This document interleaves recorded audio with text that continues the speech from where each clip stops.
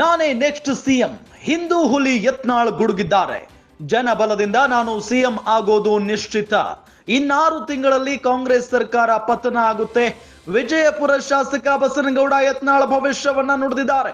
ಕಾಂಗ್ರೆಸ್ ಸರ್ಕಾರದಿಂದ ವರ್ಗಾವಣೆ ದಂಧೆ ನಡೀತಾ ಇದೆ. ಯಾದಗಿರಿ ಎಂಎಲ್ಎ ಲಂಚದ ಆಸೆಗೆ ಪಿಎಸ್ಐ ಬಲಿಯಾಗಿದ್ದಾರೆ. ಲಂಚಕ್ಕೆ ಬೇಡಿಕೆ ಇಟ್ಟಿದ್ದರಿಂದ ದಲಿತ ಪಿಎಸ್ಐ ಆತ್ಮಹತ್ಯೆಗೆ ಶರಣಾಗಿದ್ದಾರೆ. ಲಂಚಕ್ಕಾಗಿ ಸರ್ಕಾರ ಪೊಲೀಸ್ ಅಧಿಕಾರಿಗಳ ಸುಲಿಗೆ ಮಾಡ್ತಾ ಇದೆ. ಜನಬಲದಿಂದ ಮುಂದಿನ ಸಿಎಂ ನಾನೇ ಆಗ್ತೀನಿ, ಆಗ ಅಧಿಕಾರಿಗಳಿಗೆ ಬೇರೆ ರೀತಿಯಲ್ಲಿ ಪಾಠ ಕಲಿಸ್ತೀನಿ ಅಂತ ಬಿಜೆಪಿ ಶಾಸಕ ಬಸನಗೌಡ ಪಾಟೀಲ್ ಯತ್ನಾಳ್ ಅಬ್ಬರದಿಂದ ಮಾತನಾಡಿದ್ದಾರೆ.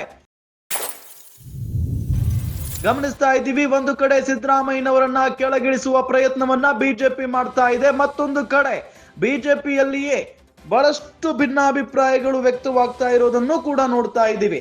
ಇದೆಲ್ಲದರ ನಡುವೆ ನಾನೇ ಮುಂದಿನ ಮುಖ್ಯಮಂತ್ರಿ ಅಂತ ಹೇಳಿ ಹಿಂದೂ ಹುಲಿ ಯತ್ನಾಳ್ ಈ ಸಂದರ್ಭದಲ್ಲಿ ಗುಡುಗ್ ಹಾಕಿದ್ದಾರೆ. ಜನಬಲದಿಂದ ನಾನು ಸಿಎಂ ಆಗೋದು ನಿಶ್ಚಿತ. ಇನ್ 6 ತಿಂಗಳಲ್ಲಿ ಕಾಂಗ್ರೆಸ್ ಸರ್ಕಾರ ಪತನ ಆಗುತ್ತೆ ಅಂತ ಈ ಸಂದರ್ಭದಲ್ಲಿ ಯತ್ನಾಳ್ ಭವಿಷ್ಯವನ್ನ ನುಡಿದಿರೋದು ಸಹಜವಾಗಿ ಸಿಕ್ಕಾಪಟ್ಟೆ ಕುತೂಹಲವನ್ನ ಕೆರಳಿಸಿದೆ. ಕಾಂಗ್ರೆಸ್ ಸರ್ಕಾರದಿಂದ ವರ್ಗಾವಣೆ ದಂಧೆ ನಡೀತಾ ಇದೆ.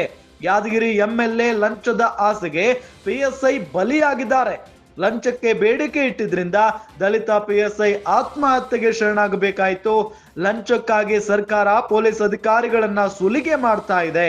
ಜನಬಲದಿಂದ ಮುಂದಿನ ಸಿಎಂ ನಾನೇ ಆಗ್ತೀನಿ, ಆಗ ಅಧಿಕಾರಿಗಳಿಗೆ ಬೇರೆ ರೀತಿಯಲ್ಲಿ ಪಾಠ ಕಲಿಸ್ತೀನಿ ಅಂತ ಈ ಸಂದರ್ಭದಲ್ಲಿ ಶಾಸಕ ಬಸನಗೌಡ ಪಾಟೀಲ್ ಯತ್ನಾಳ್ ಹೇಳಿಕೆಯನ್ನ ಕೊಟ್ಟಿದ್ದಾರೆ.